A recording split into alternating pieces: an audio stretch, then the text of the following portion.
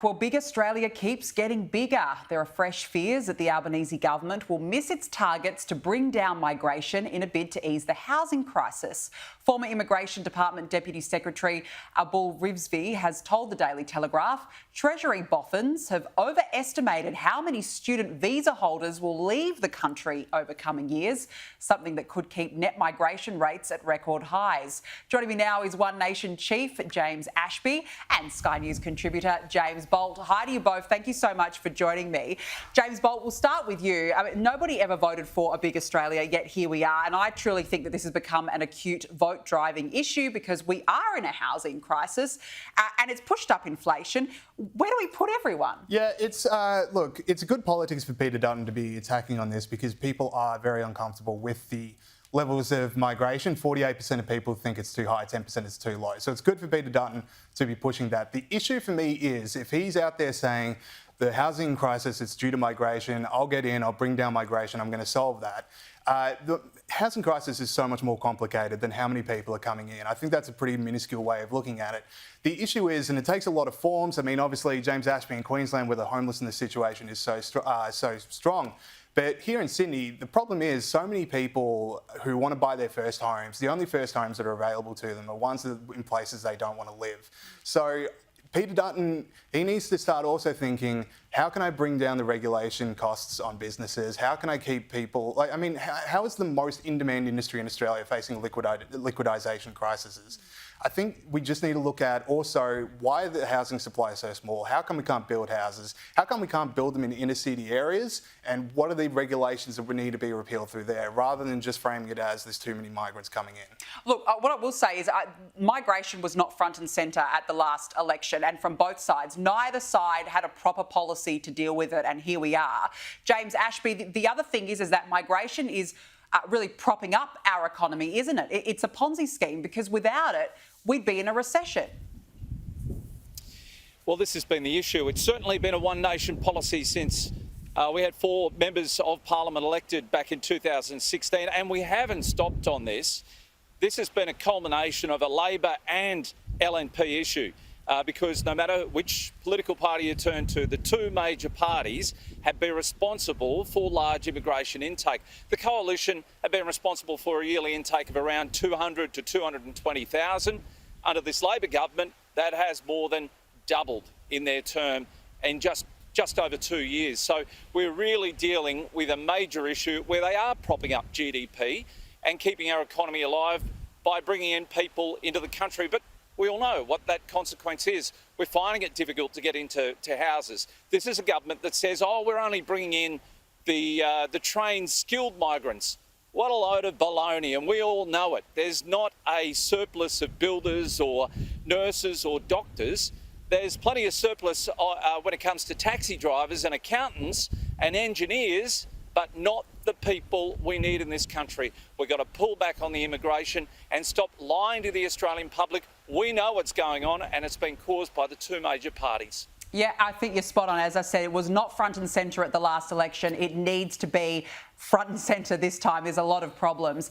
Now, look, the Bruce Highway in Queensland will receive billions in funding regardless of the federal election outcome after Peter Dutton declared he would match the government's $7.2 billion in funding to finally bring that deadly stretch of road up to modern safety standards. Yet a coalition government would also ban the CFMEU from all future highway projects. James Bolt, is that a fair call? Back the funding but boot the CFMEU at the same time? Yeah, well, the less things the CFMEU are involved with, the better. And look, roads, you can tell it's an election's coming up when politicians pretend to care about regional roads. And look, the Bruce Highway does need to be fixed. It is very important for people. As a libertarian, roads are one of the few things that I'm like, yes, the government does need to really focus on. The issue for me is we're in an inflation crisis and government spending is a huge part of that. And now we're not even in an election campaign and the funding promises, they're already out the door. So I hope it's not just a precursor for 5 months of we're going to spend on this, we're going to spend on that, we're going to spend on this.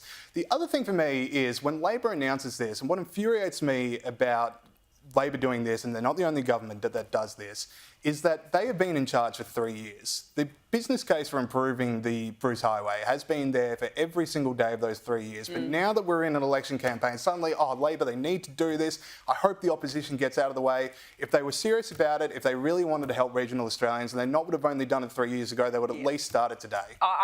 That was my exact thoughts. If it was so dangerous and deadly as they keep telling us, why wasn't this done years ago? It should have been fixed years ago. James Ashby, this is happening in your home state. Do you support this funding? Oh, look, I'm not going to congratulate either side for this, because it's an obligation of government to look after roads. And this isn't a decaying Bruce Highway over the last 2 years under this government. It's been decaying for decades now under both Labor and the Liberal coalition here. And I hate banging on about this. I only drove back from Brisbane this morning and I did the whole Bruce Highway. It is in very poor shape. When you get north of Gympie, it really deteriorates. We're a country that consumes over 42 million litres of fuel every single day, of which most of that has an excise tax of 55 cents attached to it. 50 cents in excise, 10% then attached to it in GST. Come on, there's been plenty of money applied to, collected certainly by the federal government and state government for that matter in GST, that has not been put towards the upkeep of not just the Bruce Highway, but all regional roads that lead to some of the most productive country, whether it be mining or agricultural sectors of this state. So, no, I won't congratulate either side. You should have done this a long time ago. You should have committed the money. And Australians, don't fall for this crap. It's happening, just months out from an election. We're not idiots. No, how convenient, you're right. Now, Labor is at it again with its green fantasies. It's putting $50 million towards subsidising electric vehicle loans. Forget this. Farmers and truckers in a push to decarbonise key industries. Under the scheme, an eligible borrower paying off a loan on a $60,000 EV could save $1,700 in interest over 5 years. James Bolt, I wonder how excited the farmers are to drive that Tesla on the farm, drive it through the paddocks. This is ridiculous. Yeah, I can see the EV tractor getting 5 metres into a paddock and then needing 9 hours to recharge. Exactly. But the issue, no one's going to take this up, and I hope they don't, because here's what a subsidy is. It doesn't decrease the cost of the car. It just decreases the cost one person pays for the car, and the other costs are spread out to everyone. So if you're a farmer and you don't want an EV, bad luck, you're still paying for someone else's EV. What this Labor government does is bring in new regulations on cars that we do want to up their prices, then subsidise or make everyone pay for cars we don't want to lower the prices of cars that no one's buying. With leadership like that, I wonder how we're in an economic crisis. Yeah, exactly. You wonder, right? And James Ashby, the other thing is aside from the ridiculous optics of this whole proposal, it's only $1,700 over 5 years. What sort of an incentive is that? Well, it won't encourage any regional person, particularly farmers, to get into this. Let me paint the picture for you. The people who buy electric vehicles are people that shop at Louis Vuitton and have designer dogs. We're not talking about people with Kelpies and who shop at Kmart and Woolworths here.